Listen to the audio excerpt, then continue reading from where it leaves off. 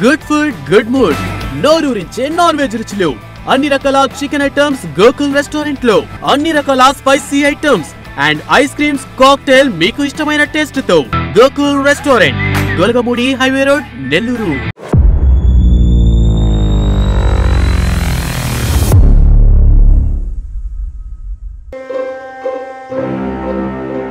ఇప్పుడు నేను చెబుతున్నది రియల్ స్టోరీ. మధ్యప్రదేశ్లో జరిగిన ఘటన. ఈ ఘటన విన్నప్పుడు నాకు ఒళ్ళంతా చెమటలు పట్టేశాయి. ఇది నిజమేనా అన్న భయం కలిగింది. దీనికి కారణం ఉంది. అతను చాలా మంచి వ్యక్తి, కానీ అతని జీవితంలో జరగని సంఘటన జరిగింది. ఆ దృశ్యాన్ని చూడగానే భయం కలిగింది. అతను ఆ రోజు స్నేహితులతో కలిసి సినిమాకి వెళ్ళాడు. అదే అతని ప్రాణం తీసిందా అంటే నిజమనే చెప్పాలి. అతను ప్రయాణం ఆ రోజు లాస్ట్ అనే అనాలి. కానీ ఆ రోజు అలా చేయకుండా ఉండుంటే అతను బతికుండేవాడు. ఆ రోజు స్నేహితులతో కలిసి సినిమాకి వెళ్ళి వస్తున్నాడు. నిర్మానుష్యంగా ఉన్న దారి వెంట ఏ శబ్దము లేదు, ఎక్కడ ఏ అలికిడి వినిపించడం లేదు. కానీ తను వస్తున్న సైకిల్ వీల్ సౌండ్ తప్ప ఇంకేమీ వినిపించడం లేదు. కానీ అతనిలో ఎటువంటి భయం లేదు. తాను ఒక్కడనే కాదు, తనతో ఎవరో ఉన్నారన్న ఫీలింగ్. ఏంటిది అని అనిపించింది. కానీ ముందుకు నడుస్తున్నాడు. అక్కడ ఒక అందమైన అమ్మాయి. ఇది నిజమేనా? ఈ టైంలో ఒక అమ్మాయి ఏంటి? ఇది నిజమా కళ అనుకున్నాడు. కానీ నిజమే. ఎదురుగా ఒక అమ్మాయి నిలబడి ఏడుస్తోంది.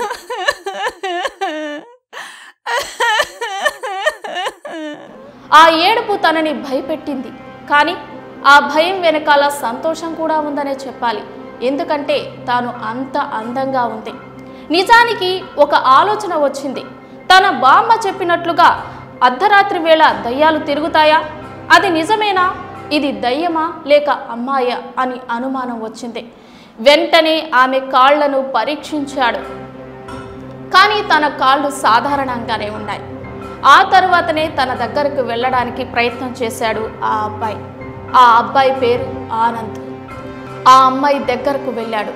ఆ సౌండ్ వింటుంటే తన గుండెల్లో భయం. ఎందుకు ఇలా విలపిస్తోంది? నిజమైన బాధ లేకపోతే దీని వెనక కారణమేంటి అనుకున్నాడు. ఆమె దగ్గరకు వెళ్లే కొద్దీ ఏడుపు పెరుగుతూ ఉంది. ఆ శబ్దానికి ఒక పక్క భయం, కానీ ఏం జరిగిందో తెలుసుకోవాలన్న ఆతృత. వెంటనే ఆ అమ్మాయిని ప్రశ్నించాడు. ఎవరు నువ్వు? ఎందుకు ఇలా ఏడుస్తున్నావు? నువ్వు ఏడవడానికి కారణం ఏంటి అంటూ ప్రశ్నల వర్షం కురిపించాడు. ఆ అమ్మాయి రోదిస్తూనే ఉంది. ఆ ఏడుపు వింటుంటే ఆ ప్రదేశమంతా భయంతో నిండిపోయింది. తాను చెప్పసాగింది, నేను వేరే ప్రదేశం నుంచి వస్తున్నాను. తనకి తెలిసిన వారు ఎక్కడా కనిపించలేదు. అందుకే ఇక్కడికి వచ్చి ఎటు పోవాలో తెలియక బాధపడుతున్నాను అంటూ చెప్పసాగింది. తనకున్న దయాగుణమే అతని ప్రాణం తీసిందా అంటే నిజమనే చెప్పాలి. ఆమెపై జాలి దయ కలిగింది. నువ్వు ఈ రోజుకి నా వెంటరా, నేను నీకు సహాయం చేస్తాను. మరుసటి రోజు వెళ్ళిపోవచ్చు అన్నాడు ఆ అబ్బాయి. అదేవిధంగా ఆ అమ్మాయి కూడా అతని వెంట రాసాగింది. కాకపోతే భయం అనేది వెంటాడుతూ ఉంది అతనిని. ఇది నిజమైన మనిషా లేక దయ్యమా అని. కానీ ఆమె అందం అతనిని వెనకాడనివ్వలేదు. అలాగే తనని ఇంటికి తీసుకువెళ్ళాడు. ఆ రోజంతా తనతోనే ఉంది. ఉదయం తెల్లవారిపోయింది. అతడు యథావిధిగానే ఆఫీస్కి వెళ్ళసాగాడు. కానీ తిరిగి ఇంటికి వచ్చేసరికి ఆమె అన్ని రకాల ఏర్పాట్లు చేసింది. ఇక తనని ప్రశ్నించలేకపోయాడు. నువ్వు ఇంకా ఇంటి నుంచి వెళ్ళలేదే అని అడగలేకపోయాడు. కారణం ఆమె అందం. ఆమె కళ్ళు చూస్తుంటే అలాగే చూడాలనిపిస్తుంది. ఆమె చర్మ సౌందర్యం, ఆమె అందం, ఆమె ఛాయ అతనిని కట్టిపడేసింది. తన అందానికి ముగ్ధుడయ్యాడు. తనని వెళ్ళమని చెప్పలేకపోయాడు. అదేవిధంగా ఇక తనతో సంసారం కూడా చేయసాగాడు ఆ యువకుడు. కొంతకాలం అలాగే గడుస్తూ వస్తోంది. అంతా సజావుగానే ఉంది అనుకున్నాడు. ఒకరోజు తన స్నేహితుడి ఇంటికి వచ్చాడు. ఏరా ఇలా ఉన్నావు, ఇంత సన్నగా అయిపోయావు అంటూ ప్రశ్నించాడు. ఏం లేదురా, అంతా బాగుంది అన్నాడు ఆ యువకుడు. ఆ రోజు రాత్రి అతనితో పాటు స్నేహితుడు కూడా ఉన్నాడు. ఆ రోజు స్నేహితుడికి కొత్త ప్రదేశం కావడంతో నిద్ర పట్టలేదు. ఏంటి ఇలా ఉంది ఈ ప్రదేశం, నాకెందుకు నిద్ర పట్టడం లేదు అని అనుకున్నాడు. తీరా తనకి ఏదో సౌండ్ వినిపించినట్లయింది. ఆ వైపుగా నడవసాగాడు. తను అనుకున్నట్లుగానే అక్కడేదో వింత సౌండ్, అక్కడేదో వింత వికారమైన ఆకారం. ఆ ఆకారం చూడగానే తన గుండె పగిలినంత పనైంది. ఏంటి ఈ దృశ్యం? ఇది నిజమేనా? నేను చూస్తున్నది నిజమేనా అని అతనికే అనుమానం కలిగింది. తీరా ఆ రూపం వెంట వెళ్ళసాగాడు అతను. అర్ధరాత్రి వేళ ఆ అమ్మాయి శ్మశానం వైపుగా అడుగులు వేస్తోంది.